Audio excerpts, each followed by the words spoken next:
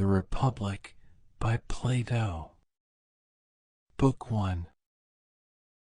I went down yesterday to the Piraeus with Glaucon the son of Ariston, that I might offer up my prayers to the goddess Bendis, the Thracian Artemis, and also because I wanted to see in what manner they would celebrate the festival, which was a new thing.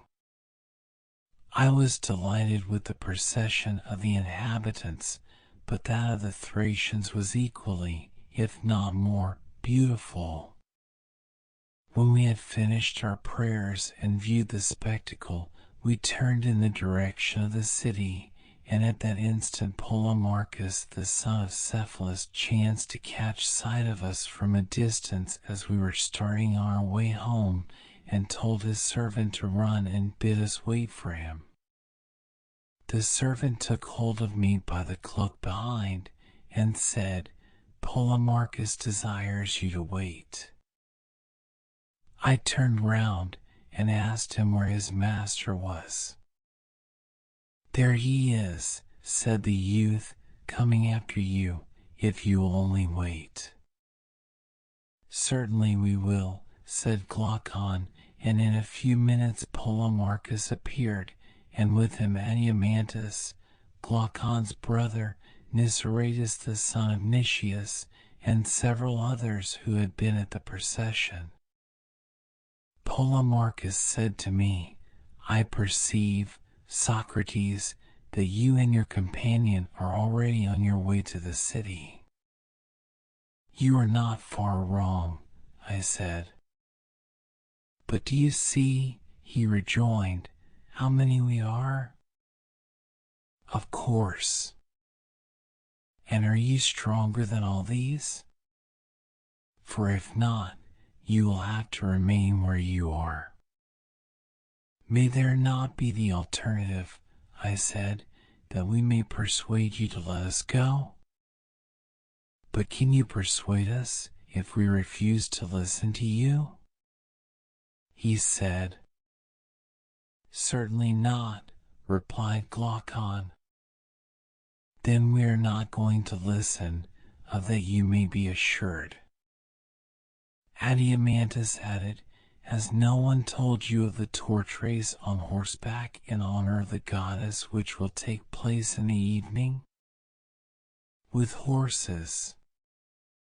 I replied, "That is a novelty. Will horsemen carry torches and pass them one to another during the race?" "Yes," said Polemarchus, "and not only so, but a festival will be celebrated at night, which you certainly ought to see. Let us rise soon after supper and see this festival. There will be a gathering of young men, and we will have a good talk. Stay then, and do not be perverse." Glaucon said, "I suppose, since you insist, that we must." "Very good," I replied.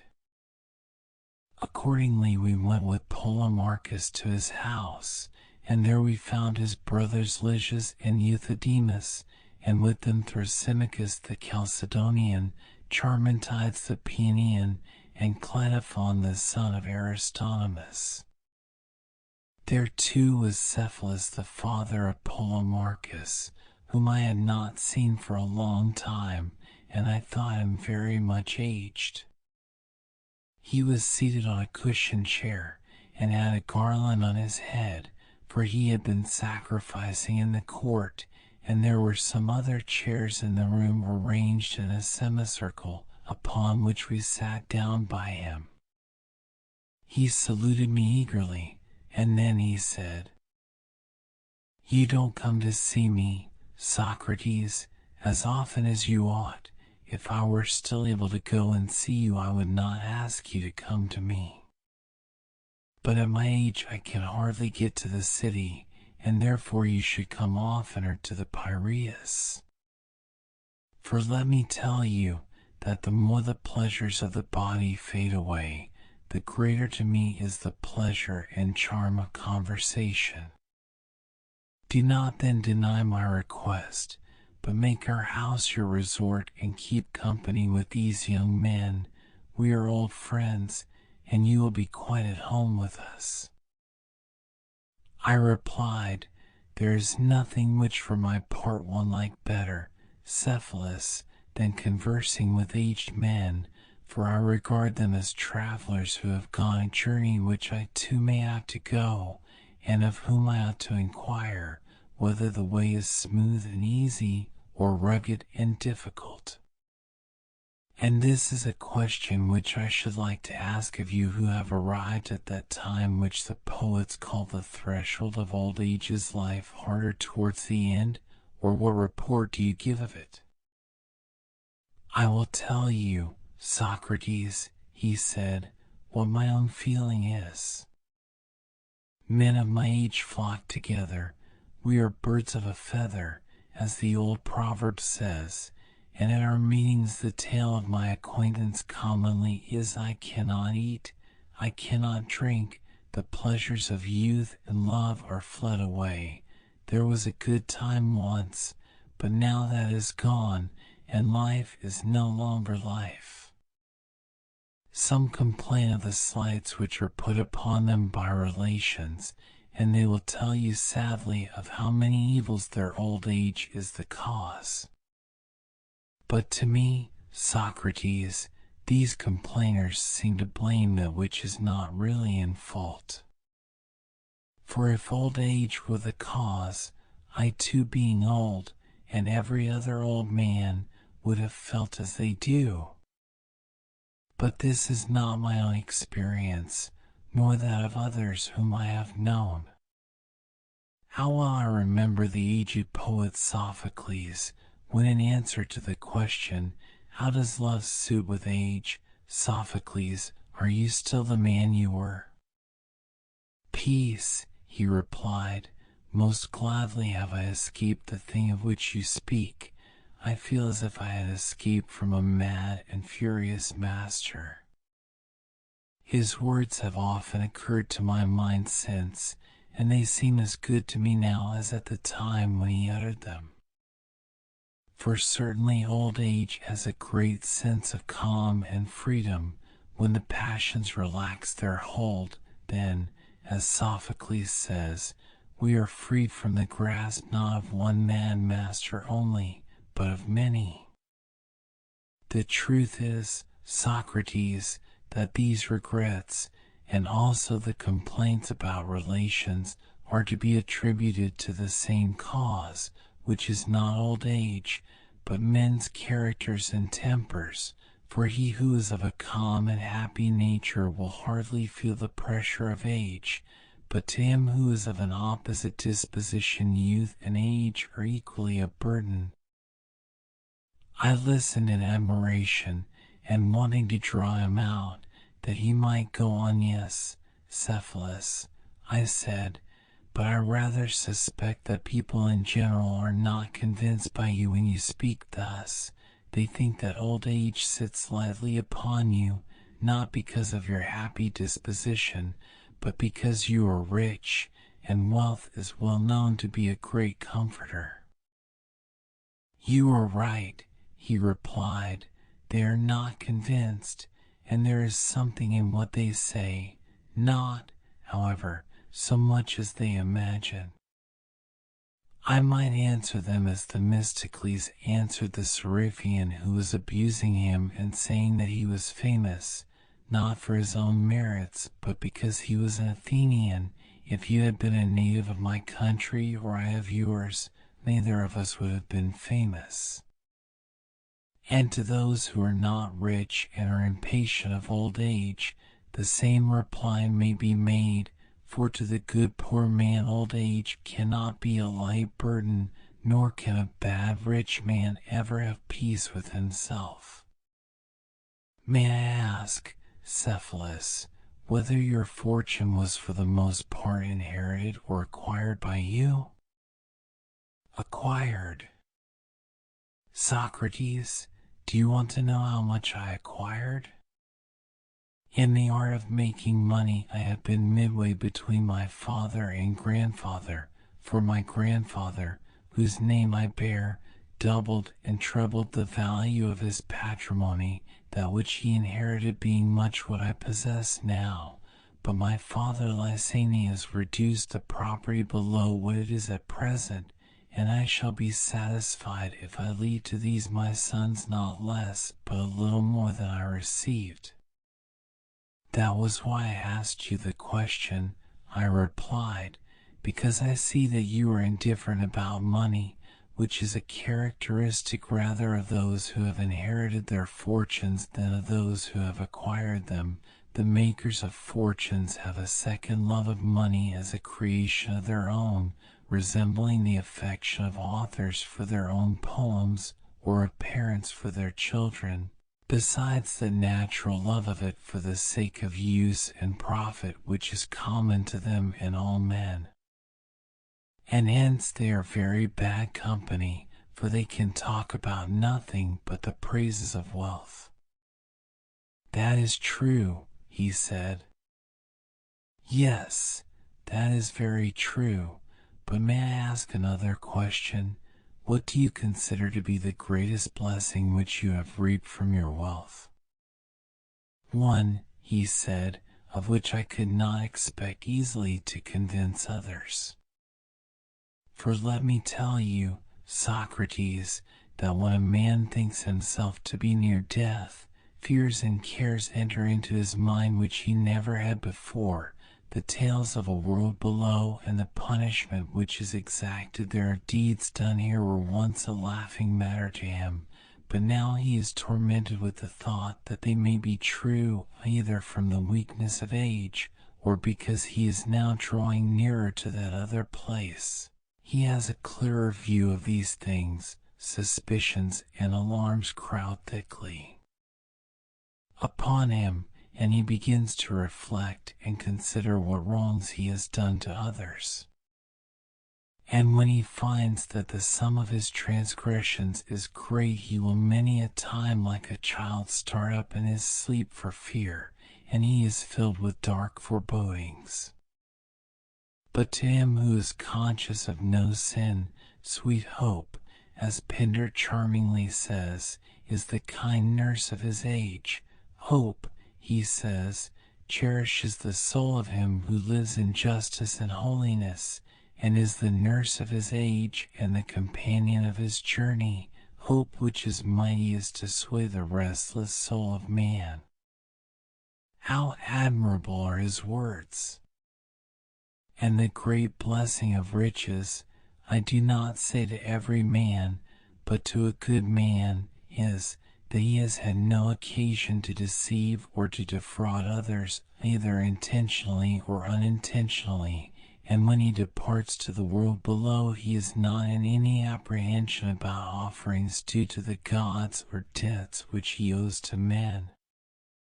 Now to this peace of mind, well said, Cephalus, I replied, but as concerning justice, what is it? To speak the truth and to pay your debts no more than this.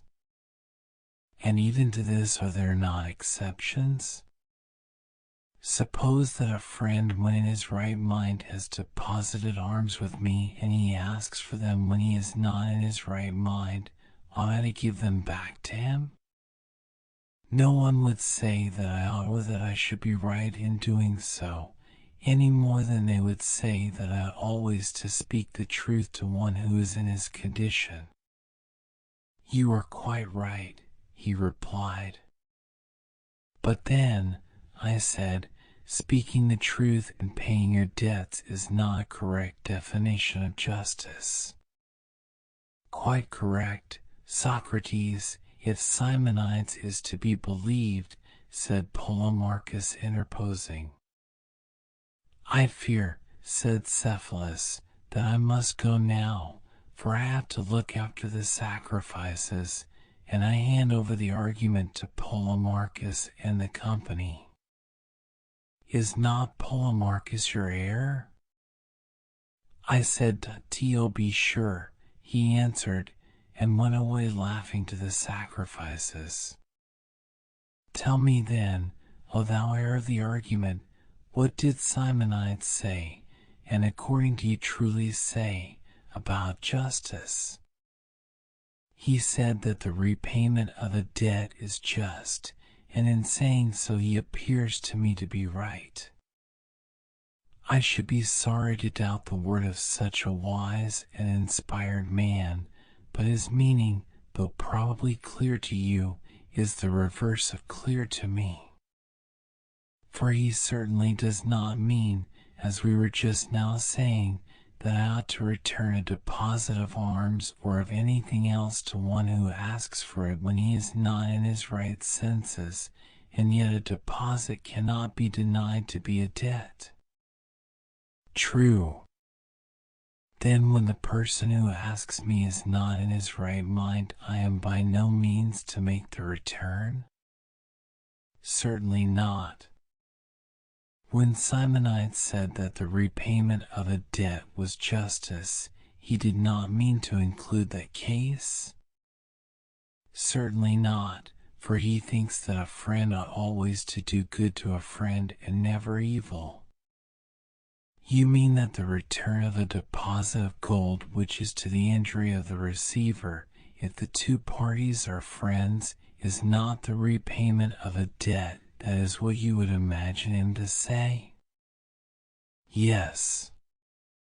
And are enemies also to receive what we owe to them?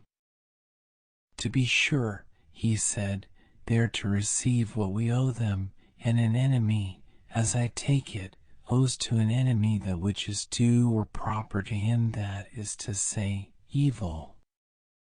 Simonides, then, after the manner of poets, would seem to have spoken darkly of the nature of justice, for he really meant to say that justice is the giving to each man what is proper to him, and this he termed a debt.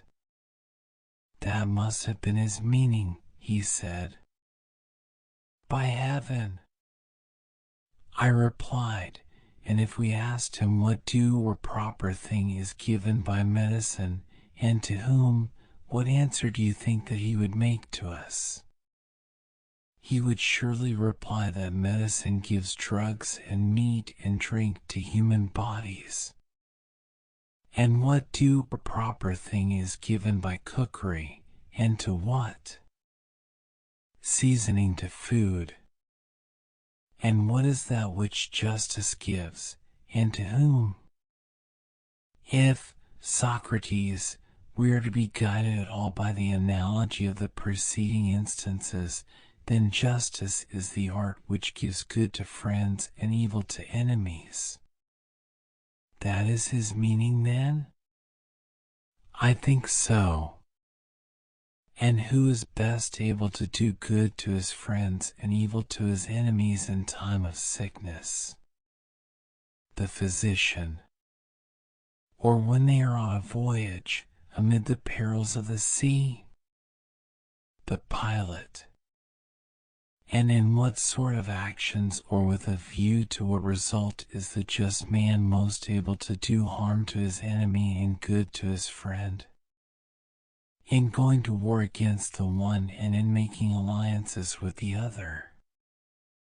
But when a man is well, my dear Polemarchus, there is no need of a physician? No. And he who is not on a voyage has no need of a pilot? No. Then in time of peace justice will be of no use? I am very far from thinking so. You think that justice may be of use in peace as well as in war? Yes. Like husbandry for the acquisition of corn? Yes. Or like shoemaking for the acquisition of shoes, that is what you mean? Yes. And what similar use or power of acquisition has justice in time of peace? In contracts, Socrates, justice is of use. And by contracts you mean partnerships? Exactly. But is the just man or the skillful player a more useful and better partner in a game of drafts? The skillful player. And in the laying of bricks and stones, is the just man a more useful or better partner than the builder? Quite the reverse. Then in what sort of partnership is the just man a better partner than the harp player? As in playing the harp player is certainly a better partner than the just man? In a money partnership. Yes, Polemarchus, but surely not in the use of money, for you do not want a just man to be your counselor in the purchase or sale of a horse. A man who is knowing about horses would be better for that, would he not? Certainly. And when you want to buy a ship, the shipwright or the pilot would be better. True. Then what is that joint use of silver or gold in which the just man is to be preferred? When you want a deposit to be kept safely. You mean when money is not wanted, but allowed to lie? Precisely. That is to say, justice is useful when money is useless? That is the inference. And when you want to keep a pruning hook safe, then justice is useful to the individual and to the state, but when you want to use it, then the art of the vine dresser? Clearly. And when you want to keep a shield or a lyre, and not to use them, you would say that justice is useful, but when you want to use them, then the art of the soldier or the musician? Certainly. And so of all other things, justice is useful when they are useless, and useless when they are useful? That is the inference. Then justice is not good for much. But let us consider this further point. Is not he who can best strike a blow in a boxing match or in any kind of fighting best able to ward off a blow? Certainly. And he who is most skillful in preventing or escaping from a disease is best able to create one? True. And he is the best guard of a camp who is best able to steal a march upon the enemy? Certainly. Then he who is a good keeper of anything is also a good thief? That, I suppose, is to be inferred. Then if the just man is good at keeping money, he is good at stealing it. That is implied in the argument. Then after all, the just man has turned out to be a thief. And this is a lesson which I suspect you must have learned out of Homer, for he, speaking of Autolycus, the maternal grandfather of Odysseus, who is a favorite of his, affirms that he was excellent above all men in theft and perjury. And so, you and Homer and Simonides are agreed that justice is an art of theft, to be practiced, however, for the good of friends and for the harm of enemies? That was what you were saying? No, certainly not that, though I do not now know what I did say, but I still stand by the latter words. Well, there is another question. By friends and enemies do we mean those who are so really, or only in seeming? Surely, he said, a man may be expected to love those whom he thinks good, and to hate those whom he thinks evil. Yes, but do not persons often err about good and evil? Many who are not good seem to be so, and conversely? That is true. Then to them the good will be enemies, and the evil will be their friends? True. And in that case they will be right in doing good to the evil and evil to the good? Clearly. But the good are just and would not do an injustice? True. Then according to your argument it is just to injure those who do no wrong? Nay, Socrates, the doctrine is immoral. Then I suppose that we ought to do good to the just and harm to the unjust? I like that better. But see the consequence. Many a man who is ignorant of human nature has friends who are bad friends, and in that case he ought to do harm to them, and he has good enemies whom he ought to benefit. But, if so, we shall be saying the very opposite of that which we affirm to be the meaning of Simonides. Very true, he said, and I think that we had better correct an error into which we seem to have fallen in the use of the words friend and enemy.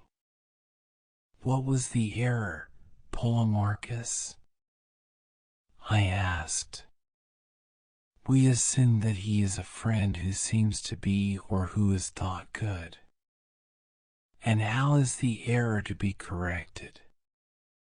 We should rather say that he is a friend who is, as well as seems, good, and that he who seems only, and is not good, only seems to be and is not a friend, and of an enemy the same may be said. You would argue that the good are our friends and the bad our enemies? Yes. And instead of saying simply as we did at first, that it is just to do good to our friends and harm to our enemies, we should further say, it is just to do good to our friends when they are good and harm to our enemies when they are evil? Yes, that appears to me to be the truth. But ought the just to injure anyone at all?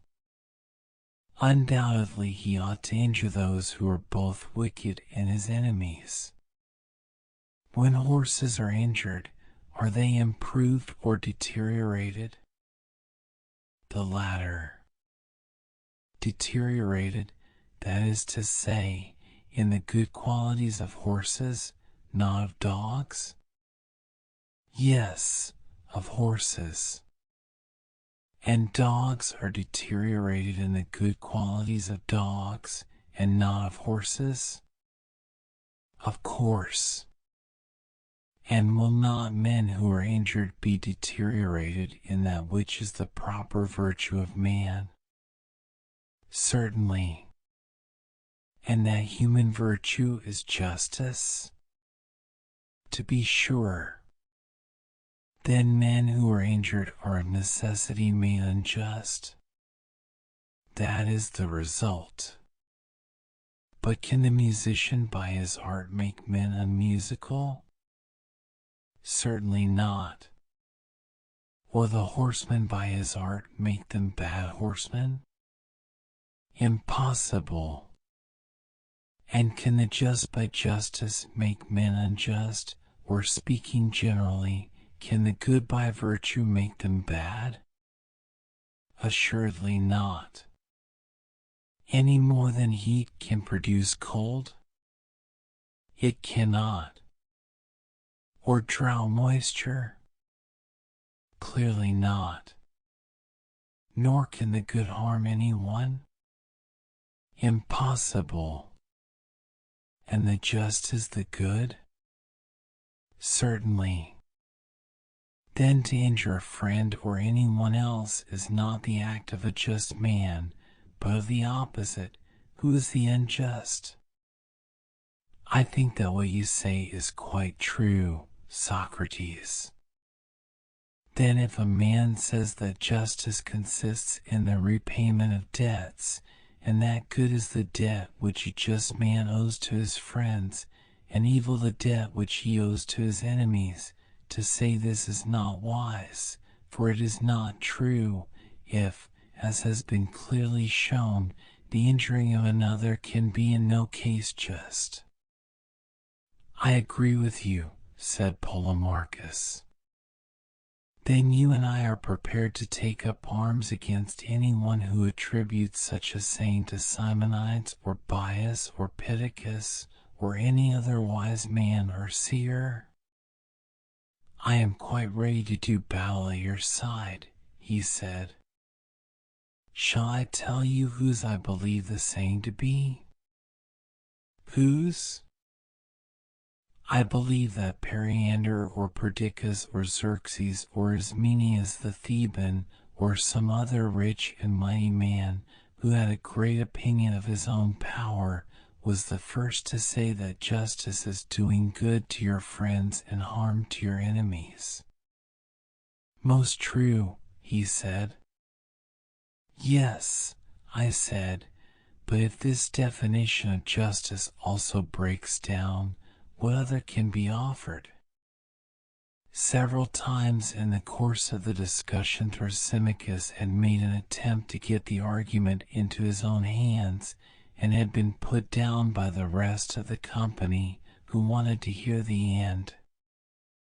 But when Polemarchus and I had done speaking and there was a pause, he could no longer hold his peace, and, gathering himself up, he came at us like a wild beast, seeking to devour us. We were quite panic-stricken at the sight of him. He roared out to the whole company, "What folly, Socrates, has taken possession of you all? And why, silly billies, do you knock under to one another? I say that if you want really to know what justice is, you should not only ask but answer, and you should not seek honor to yourself from the refutation of an opponent, but have your own answer, for there is many a one who can ask and cannot answer. And now I will not have you say that justice is duty or advantage or profit or gain or interest, for this sort of nonsense will not do for me. I must have clearness and accuracy." I was panic-stricken at his words, and could not look at him without trembling. Indeed, I believe that if I had not fixed my eye upon him, I should have been struck dumb, but when I saw his fury rising, I looked at him first, and was therefore able to reply to him. "Thrasymachus," I said, with a quiver, "don't be hard upon us. Polemarchus and I may have been guilty of a little mistake in the argument, but I can assure you that the error was not intentional. If we were seeking for a piece of gold, you would not imagine that we were knocking under to one another, and so losing our chance of finding it. And why, when we are seeking for justice, a thing more precious than many pieces of gold, do you say that we are weakly yielding to one another and not doing our utmost to get at the truth? Nay, my good friend, we are most willing and anxious to do so, but the fact is that we cannot. And if so, you people who know all things should pity us and not be angry with us. How characteristic of Socrates!" He replied, with a bitter laugh, "That's your ironical style. Did I not foresee, have I not already told you, that whatever he was asked he would refuse to answer, and try irony or any other shuffle in order that he might avoid answering? You are a philosopher, Thrasymachus," I replied, "and well know that if you ask a person what numbers make up 12, taking care to prohibit him whom you ask from answering twice 6, or 3 times 4, or 6 times 2, or 4 times 3, for this sort of nonsense will not do for me, then obviously, if that is your way of putting the question, no one can answer you. But suppose that he were to retort, 'Thrasymachus, what do you mean? If one of these numbers which you interdict be the true answer to the question, Am I falsely to say some other number which is not the right one? Is that your meaning? How would you? I dare say that I may, notwithstanding the danger, if upon reflection I approve of any of them. But what if I give you an answer about justice other and better, he said, than any of these? What do you deserve to have done to you? Done to me, as becomes the ignorant. I must learn from the wise that is what I deserve to have done to me.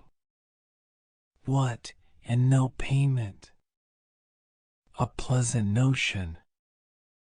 I will pay when I have the money, I replied. But you have, Socrates, said Glaucon, and you, Thrasymachus, need be under no anxiety about money, for we will all make a contribution for Socrates. Yes, he replied, and then Socrates will do as he always does, refuse to answer himself, but take and pull to pieces the answer of someone else. Why, my good friend, I said, how can anyone answer who knows, and says that he knows, just nothing, and who, even if he has some faint notions of his own, is told by a man of authority not to utter them? The natural thing is that the speaker should be someone like yourself who professes to know and can tell what he knows. Will you then kindly answer, for the edification of the company and of myself? Glaucon and the rest of the company joined in my request, and Thrasymachus, as anyone might see, was in reality eager to speak, for he thought that he had an excellent answer and would distinguish himself. But at first he affected to insist on my answering. At length he consented to begin. Behold, he said, the wisdom of Socrates. He refuses to teach himself, and goes about learning of others, to whom he never even says thank you. That I learn of others, I replied, is quite true, but that I am ungrateful I wholly deny. Money I have none, and therefore I pay in praise, which is all I have, and how ready I am to praise anyone who appears to me to speak well you will very soon find out when you answer, for I expect that you will answer well. Listen, then, he said, I proclaim that justice is nothing else than the interest of the stronger. And now why do you not praise me? But of course you won't. Let me first understand you, I replied. Justice, as you say, is the interest of the stronger.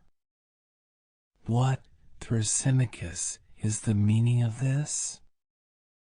You cannot mean to say that because Polemarchus, the pancratiast, is stronger than we are, and finds the eating of beef conducive to his bodily strength, that to eat beef is therefore equally for our good who are weaker than he is, and right and just for us? That's abominable of you, Socrates. You take the words in the sense which is most damaging to the argument. Not at all, my good sir, I said. I am trying to understand them, and I wish that you would be a little clearer.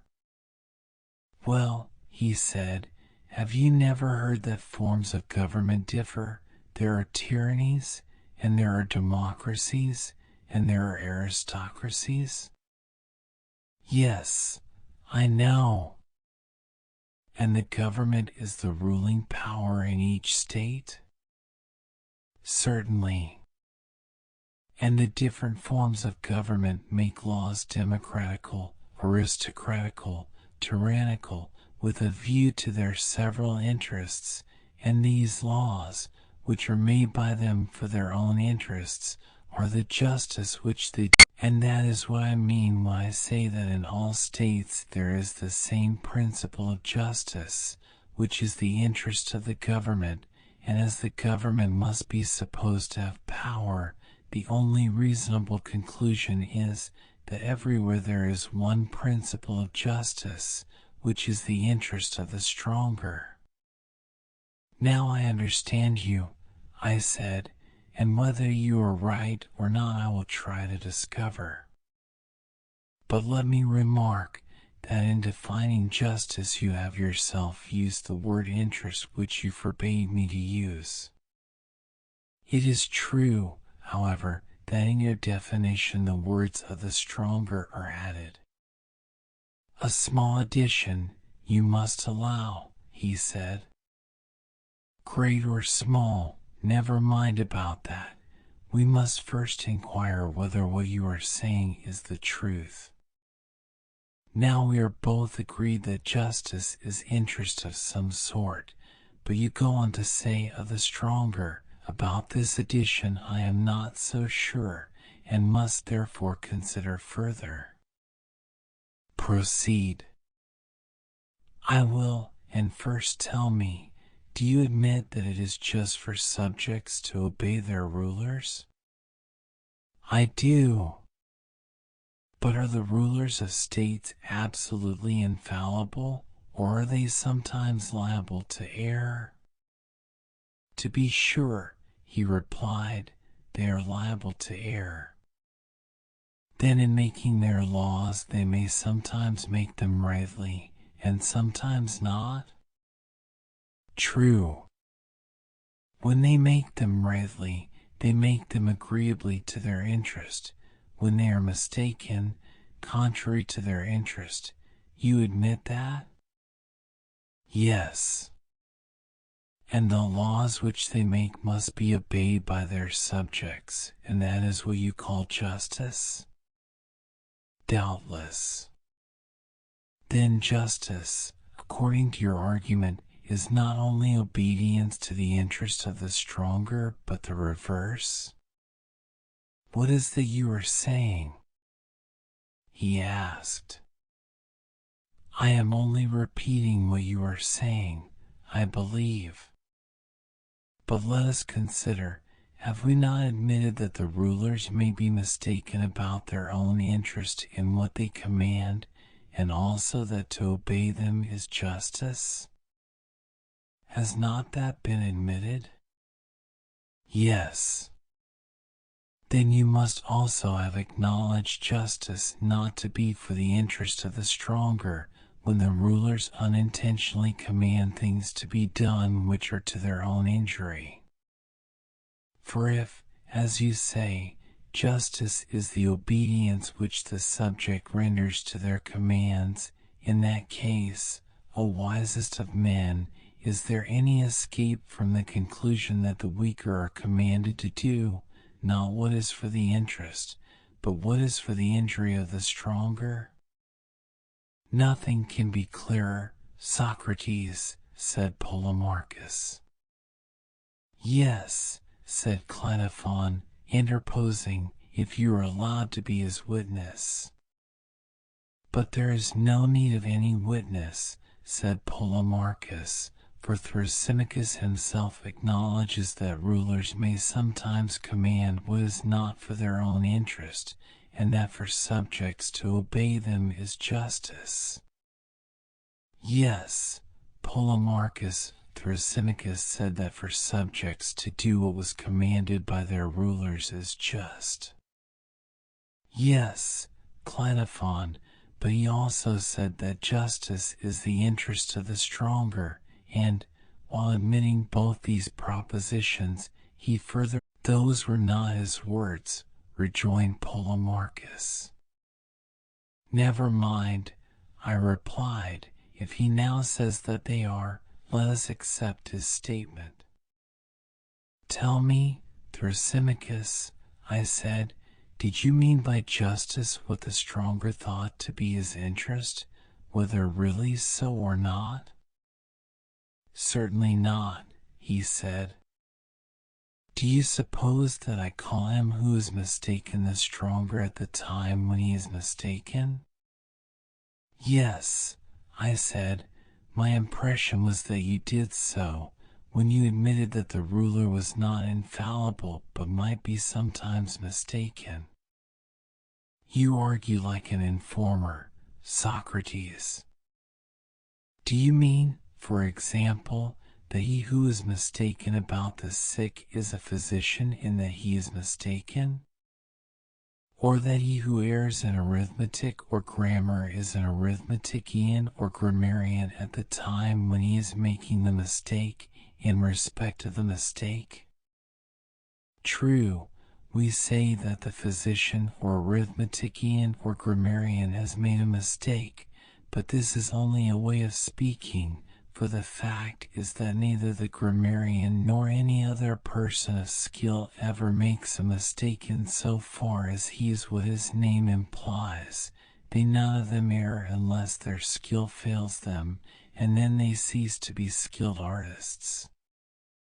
No artist or sage or ruler errs at the time when he is what his name implies, though he is commonly said to err, and I adopted the common mode of speaking. But to be perfectly accurate, since you are such a lover of accuracy, we should say that the ruler, in so far as he is a ruler, is unerring, and, being unerring, always commands that which is for his own interest, and the subject is required to execute his commands, and therefore, as I said at first and now repeat, justice is the interest of the stronger. Indeed, Thrasymachus, and do I really appear to you to argue like an informer? Certainly, he replied. And do you suppose that I ask these questions with any design of injuring you in the argument? Nay, he replied, suppose is not the word, I know it, but you will be found out, and by sheer force of argument you will never prevail. I shall not make the attempt, my dear man, but to avoid any misunderstanding occurring between us in future, let me ask, in what sense do you speak of a ruler or stronger whose interest, as you were saying, he being the superior, it is just that the inferior should execute? Is he a ruler in the popular or in the strict sense of the term? In the strictest of all senses, he said. And now cheat and play the informer if you can. I ask no quarter at your hands. But you never will be able, never. And do you imagine, I said, that I am such a madman as to try and cheat Thrasymachus? I might as well shave a lion. Why, he said, you made the attempt a minute ago, and you failed. Enough, I said, of these civilities. It will be better that I should ask you a question. Is the physician, taken in that strict sense of which you are speaking, a healer of the sick or a maker of money? And remember that I am now speaking of the true physician.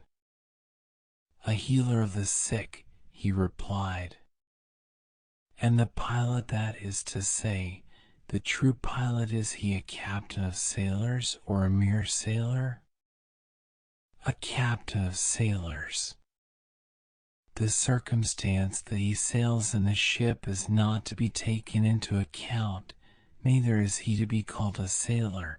The name pilot by which he is distinguished has nothing to do with sailing, but is significant of his skill and of his authority over the sailors. Very true, he said.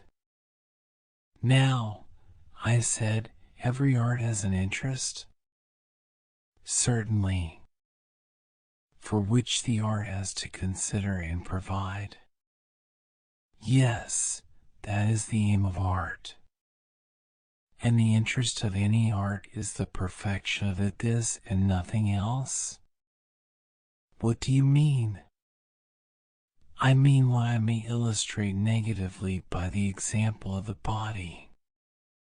Suppose you were to ask me whether the body is self-sufficing or has wants, I should reply, certainly the body is wants, for the body may be ill and require to be cured, and has therefore interests to which the art of medicine ministers, and this is the origin and intention of medicine, as you will acknowledge. Am I not right? Quite right, he replied. But is the art of medicine or any other art faulty or deficient in any quality in the same way that the eye may be deficient in sight or the ear fail of hearing, and therefore requires another art to provide for the interests of seeing and hearing as art in itself? I say, any similar liability to fault or defect, and does every art require another supplementary art to provide for its interests, and that another and another without end? Or have the arts to look only after their own interests? Or have they no need either of themselves or of another, having no faults or defects? They have no need to correct them either by the exercise of their own art or of any other. They have only to consider the interest of their subject matter. For every art remains pure and faultless while remaining true, that is to say, while perfect and unimpaired. Take the words in your precise sense, and tell me whether I am not right. Yes, clearly. Then medicine does not consider the interest of medicine, but the interest of the body? True, he said. Nor does the art of horsemanship consider the interests of the art of horsemanship, but the interests of the horse. Neither do any other arts care for themselves, for they have no needs. They care only for that which is the subject of their art. True, he said.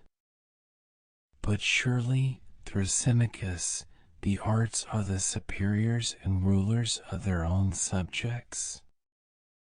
To this he assented with a good deal of reluctance.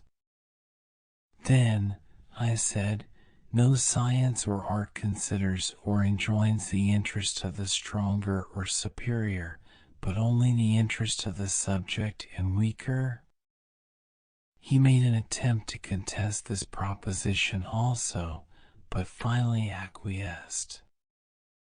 Then, I continued, no physician, in so far as he is a physician, considers his own good in what he prescribes, but the good of his patient, for the true physician is also a ruler having the human body as a subject, and is not a mere money-maker. That has been admitted?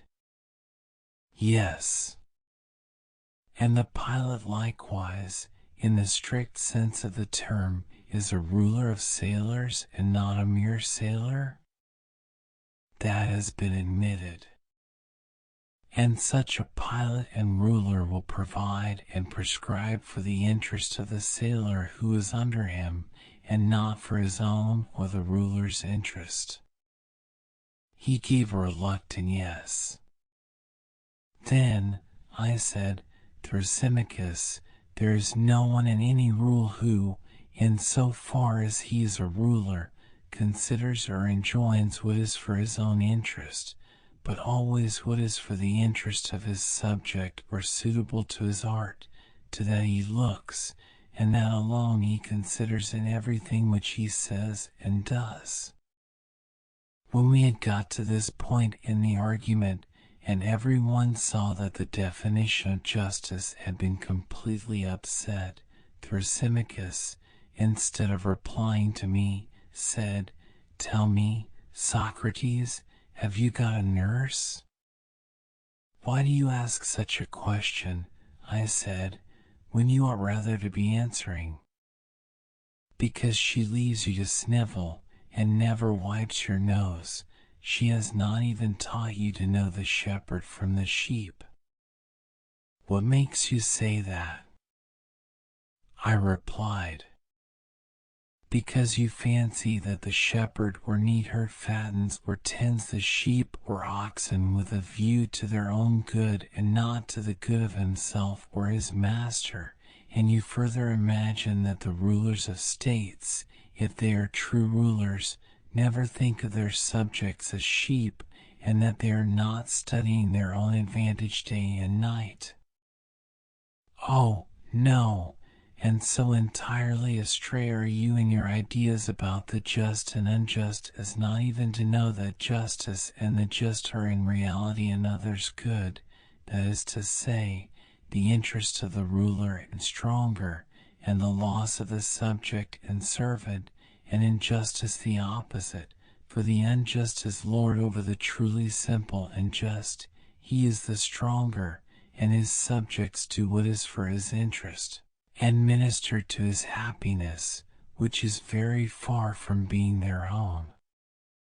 Consider further, most foolish Socrates, that the just is always a loser in comparison with the unjust. First of all, in private contracts, wherever the unjust is the partner of the just, you will find that. Observe also what happens when they take an office. There is the just man neglecting his affairs and perhaps suffering other losses and getting nothing out of the public because he is just.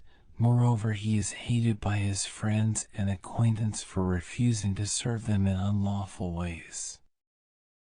But all this is reversed in the case of the unjust man.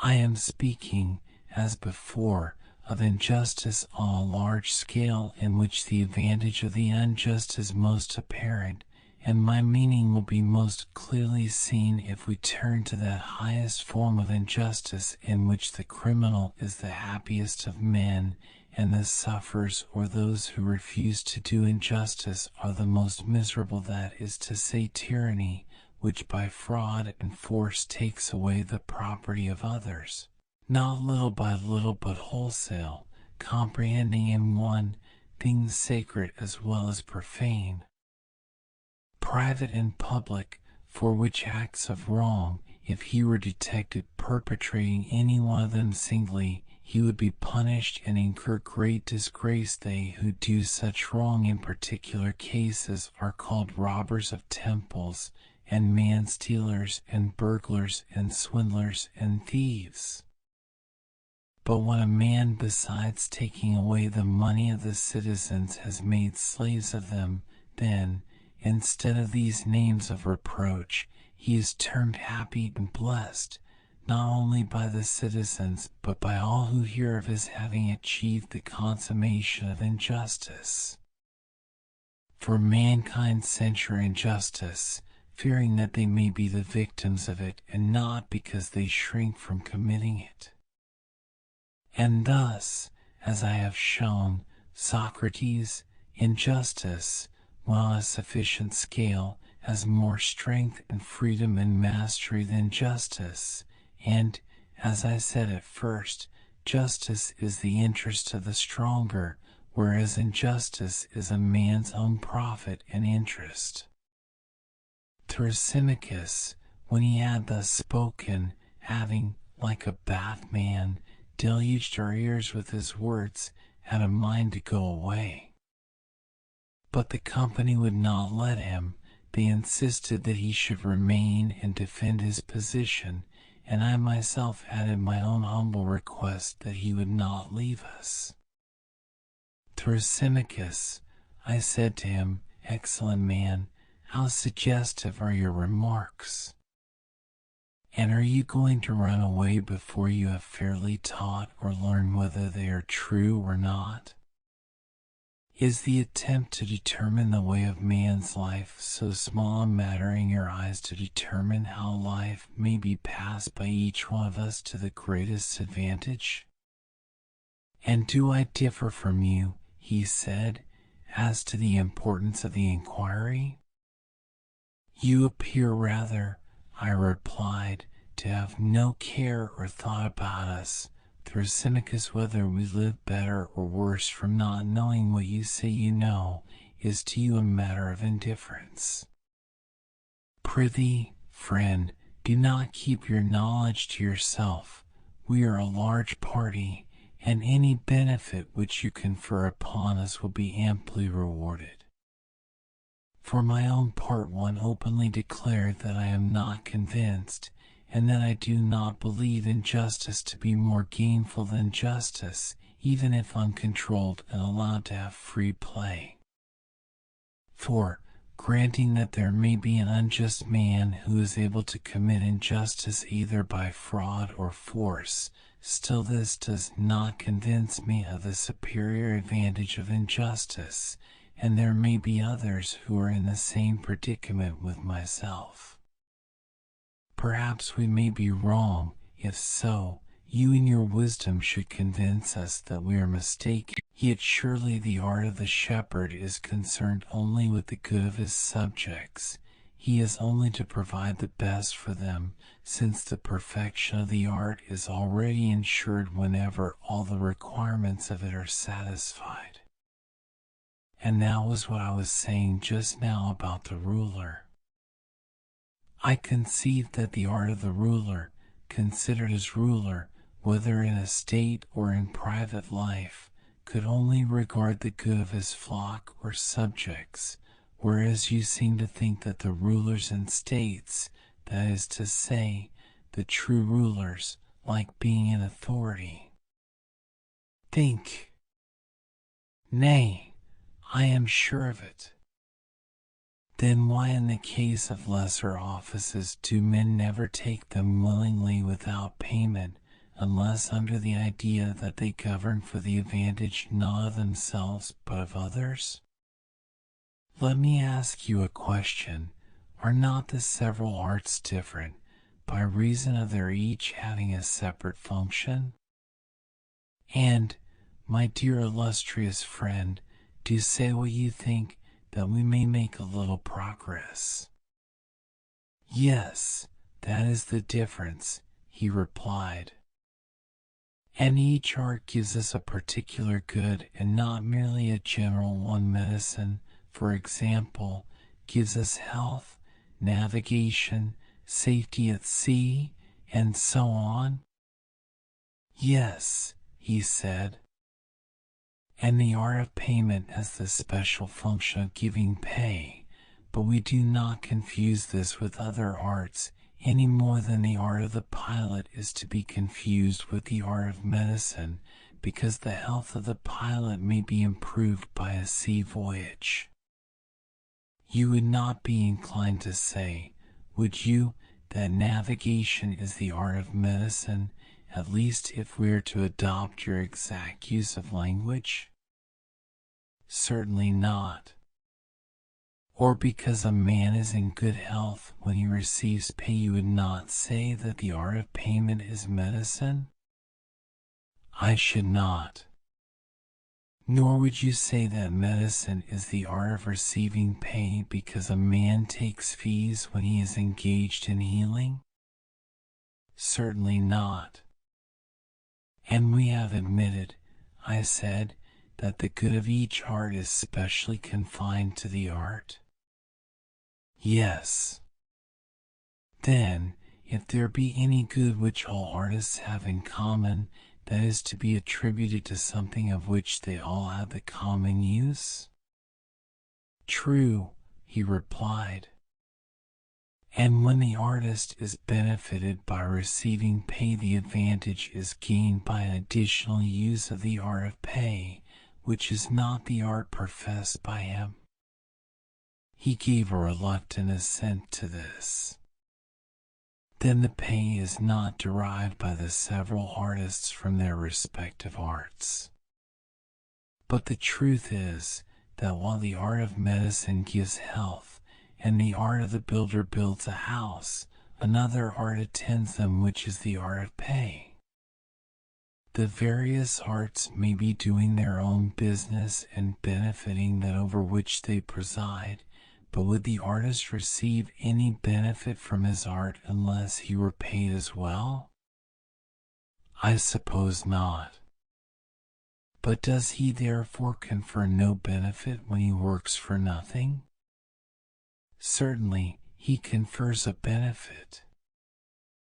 Then now, Thrasymachus, there is no longer any doubt that neither arts nor governments provide for their own interests, but, as we were before saying, they rule and provide for the interests of their subjects who are the weaker and not the stronger. To their good they attend and not to the good of the superior.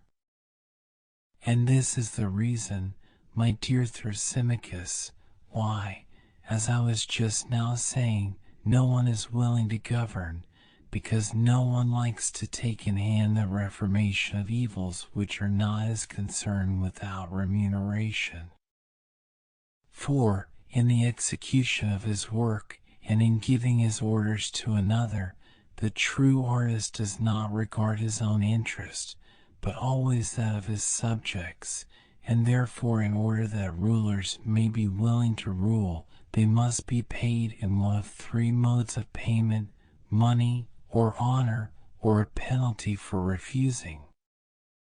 What do you mean, Socrates? Said Glaucon. The first two modes of payment are intelligible enough, but what the penalty is I do not understand, or how a penalty can be a payment. You mean that you do not understand the nature of this payment, which to the best men is the great inducement to rule? Of course you know that ambition and avarice are held to be, as indeed they are, a disgrace? Very true. And for this reason, I said, money and honor have no attraction for them. Good men do not wish to be openly demanding payment for governing and so to get the name of hirelings, nor by secretly helping themselves out of the public revenues to get the name of thieves. And not being ambitious, they do not care about honor. Wherefore necessity must be laid upon them, and they must be induced to serve from the fear of punishment. And this, as I imagine, is the reason why the forwardness to take office, instead of waiting to be compelled, has been deemed dishonorable. Now the worst part of the punishment is that he who refuses to rule is liable to be ruled by one who is worse than himself. And the fear of this, as I conceive, induces the good to take office, not because they would, but because they cannot help, not under the idea that they are going to have any benefit or enjoyment themselves, but as a necessity, and because they are not able to commit the task of ruling to anyone who is better than themselves, or indeed as good. For there is reason to think that if a city were composed entirely of good men, then to avoid office would be as much an object of contention as to obtain office is at present. Then we should have plain proof that the true ruler is not meant by nature to regard his own interest, but that of his subjects, and everyone who knew this would choose rather to receive a benefit from another than to have the trouble of conferring one. So far am I from agreeing with Thrasymachus that justice is the interest of the stronger. This latter question need not be further discussed at present, but when Thrasymachus says that the life of the unjust is more advantageous than that of the just, his new statement appears to me to be of a far more serious character. Which of us has spoken truly? And which sort of life, Glaucon, do you prefer? I for my part deem the life of the just to be the more advantageous. If, I said, he makes a set speech and we make another recounting all the advantages of being just, and he answers and we rejoin, there must be a numbering and measuring of the goods which are claimed on either side, and in the end we shall want judges to decide. But if we proceed in our inquiry as we lately did, by making admissions to one another, we shall unite the offices of judge and advocate in our own persons. Very good, he said.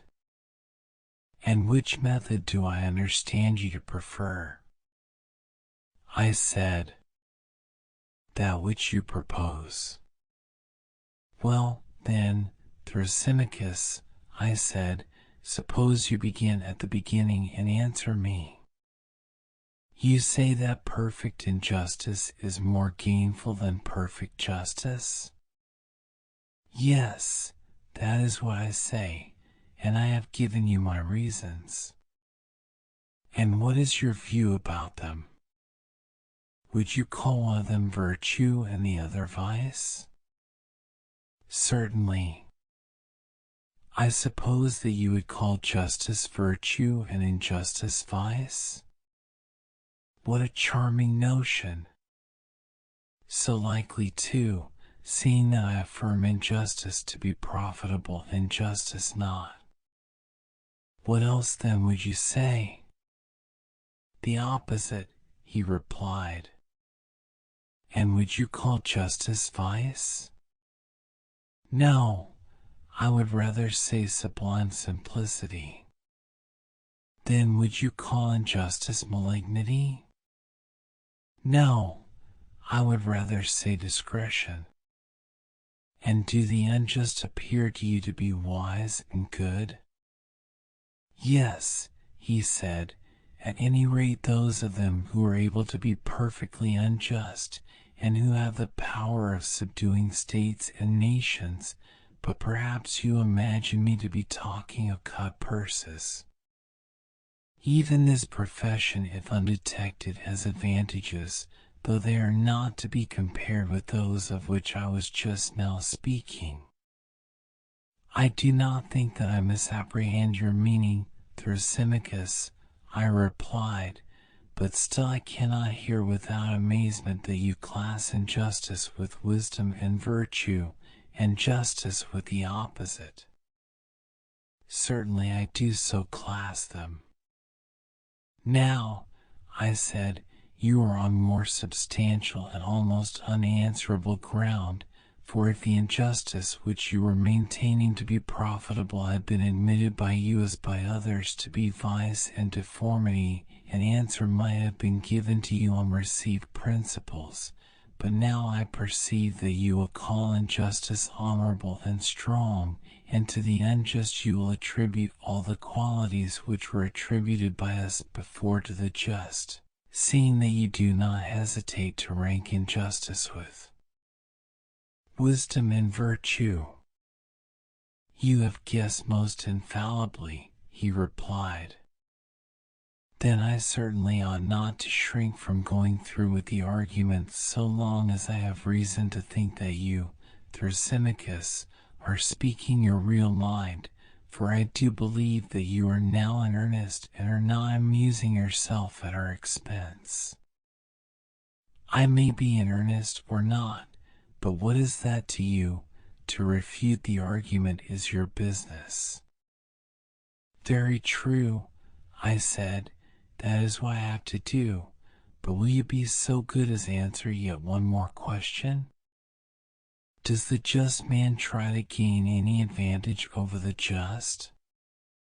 Far otherwise. If he did, he would not be the simple amusing creature which he is. And would he try to go beyond just action? He would not. And how would he regard the attempt to gain an advantage over the unjust? Would that be considered by him as just or unjust? He would think it just, and would try to gain the advantage, but he would not be able. Whether he would or would not be able, I said, is not to the point. My question is only whether the just man, while refusing to have more than another just man, would wish and claim to have more than the unjust?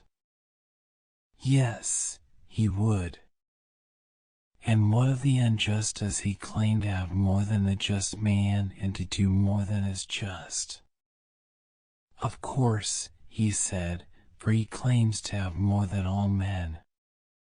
And the unjust man will strive and struggle to obtain more than the unjust man or action, in order that he may have more than all?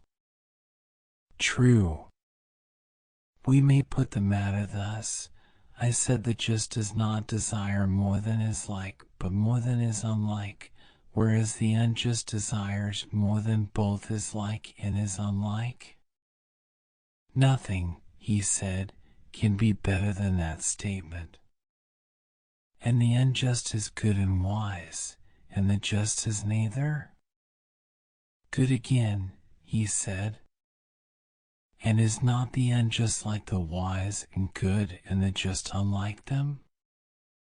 Of course, he said, he who is of a certain nature is like those who are of a certain nature, he who is not. Each of them, I said, is such as is like his? Certainly, he replied. Very good, Thrasymachus, I said, and now to take the case of the arts, you would admit that one man is a musician and another not a musician? Yes. And which is wise and which is foolish? Clearly the musician is wise, and he who is not a musician is foolish. And he is good in as far as he is wise, and bad in as far as he is foolish? Yes. And you would say the same sort of thing of the physician? Yes. And do you think, my excellent friend, that a musician may adjust the lyre would desire or claim to exceed or go beyond a musician in the tightening and loosening the strings? I do not think that he would. But he would claim to exceed the non-musician? Of course. And what would you say of the physician? In prescribing meats and drinks, would he wish to go beyond another physician or beyond the practice of medicine? He would not. But he would wish to go beyond the non-physician? Yes. And about knowledge and ignorance in general, see whether you think that any man who has knowledge ever would wish to have the choice of saying or doing more than another man who has knowledge. Would he not rather say or do the same as is like in the same case? That, I suppose, can hardly be denied. And what of the ignorant? Would he not desire to have more than either the knowing or the ignorant? I dare say. And the knowing is wise? Yes. And the wise is good? True. Then the wise and good will not desire to gain more than is like, but more than is unlike and opposite? I suppose so. Whereas the bad and ignorant will desire to gain more than both? Yes. But did we not say, Thrasymachus, that the unjust goes beyond both as like and unlike? Were not these your words? They were. And you also said that, as we were now agreed that justice was virtue and wisdom, and injustice vice and ignorance, I proceeded to another point. Well, I said, Thrasymachus, that matter is now settled, but were we not also saying that injustice had strength? Do you remember? Yes, I remember, he said, but do not suppose that I approve of what you are saying or have no answer. If, however, I were to answer, you would be quite certain to accuse me of haranguing. Therefore either permit me to have my say out, or if you would rather ask, do so, and I will answer very good, as they say to storytelling old women, and will nod yes and no, certainly not, I said, if contrary to your real opinion. Yes, he said, I will, to please you, since you will not let me speak. What else would you have? Nothing in the world, I said, and if you are so disposed I will ask, and you shall answer. Proceed. Then I will repeat the question which I asked before, in order that our examination of the relative nature of justice and injustice may be carried on regularly. A statement was made that injustice is stronger and more powerful than justice, but now justice, having been identified with wisdom and virtue, is easily shown to be stronger than injustice. If injustice is ignorance, this can no longer be questioned by anyone. But I want to view the matter, Thrasymachus, in a different way. You would not deny that a state may be unjust and may be unjustly attempting to enslave other states, or may have already enslaved them, and may be holding many of them in subjection? True, he replied, and I will add that the best and most perfectly unjust state will be most likely to do so. I know, I said, that such was your position, but what I would further consider is, whether this power which is possessed by the superior state can exist or be exercised without justice or only with justice. If you are right in your view, and justice is wisdom, then only with justice, but if I am right, then without justice. I am delighted, Thrasymachus, to see you not only nodding assent and dissent, but making answers which are quite excellent. That is out of civility to you, he replied. You are very kind, I said, and would you have the goodness also to inform me whether you think that a state, or an army, or a band of robbers and thieves, or any other gang of evildoers could act at all if they injured one another? No, indeed, he said, they could not. But if they abstained from injuring one another, then they might act together better? Yes. And this is because injustice creates divisions and hatreds and fighting, and justice imparts harmony and friendship. Is not that true, Thrasymachus? I agree, he said, because I do not wish to quarrel with you. How good of you, I said, but I should like to know also whether injustice, having this tendency to arouse hatred, wherever existing, among slaves or among, and even if injustice be found in two only, will they not quarrel and fight, and become enemies to one another and to the just? They will. And suppose injustice abiding in a single person, would your wisdom say that she loses or that she retains her natural power? Let us assume that she retains her power. Yet is not the power which injustice exercises of such a nature that wherever she takes up her abode, whether in a city, in an army, in a family, or in any other body, that body is, to begin with, rendered incapable of united action by reason of sedition and distraction, and does it not become its own enemy and at variance with all that opposes it, and with the just? Is not this the case? Yes, certainly. And is not injustice equally fatal when existing in a single person, in the first place rendering him incapable of action because he is not at unity with himself, and in the second place making him an enemy to himself and the just? Is not that true, Thrasymachus? Yes. And oh, my friend, I said, surely the gods are just? Granted that they are. But if so, the unjust will be the enemy of the gods, and the just will be their friend? Feast away in triumph, and take your fill of the argument. I will not oppose you, lest I should displease the company. Well then, proceed with your answers, and let me have the remainder of my repast.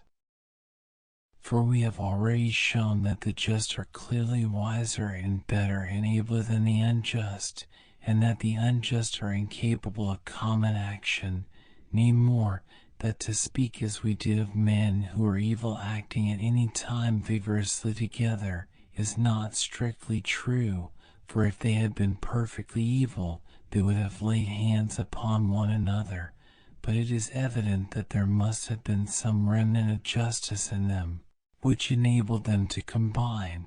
If there had not been, they would have injured one another as well as their victims. They were but half villains in their enterprises, for had they been whole villains and utterly unjust, they would have been utterly incapable of action. That, as I believe, is the truth of the matter, and not what you said at first. But whether the just have a better and happier life than the unjust is a further question which we also propose to consider. I think that they have, and for the reasons which I have given, but still I should like to examine further, for no light matter is at stake, nothing less than the rule of human life. Proceed. I will proceed by asking a question. Would you not say that a horse has some end? I should. And the end or use of a horse or of anything would be that which could not be accomplished, or not so well accomplished, by any other thing. I do not understand, he said. Let me explain. Can you see, except with the eye? Certainly not. Or hear, except with the ear? No. These then may be truly said to be the ends of these organs? They may. But you can cut off a vine branch with a dagger or with a chisel, and in many other ways? Of course. And yet not so well as with a pruning hook made for the purpose? True. May we not say that this is the end of a pruning hook? We may. Then now I think you will have no difficulty in understanding my meaning when I ask the question whether the end of anything would be that which could not be accomplished, or not so well accomplished, by any other thing? I understand your meaning, he said, and assent. And that to which an end is appointed has also an excellence? Need I ask again whether the eye has an end? It has. And has not the eye an excellence? Yes. And the ear has an end and an excellence also? True. And the same is true of all other things. They have each of them an end and a special excellence?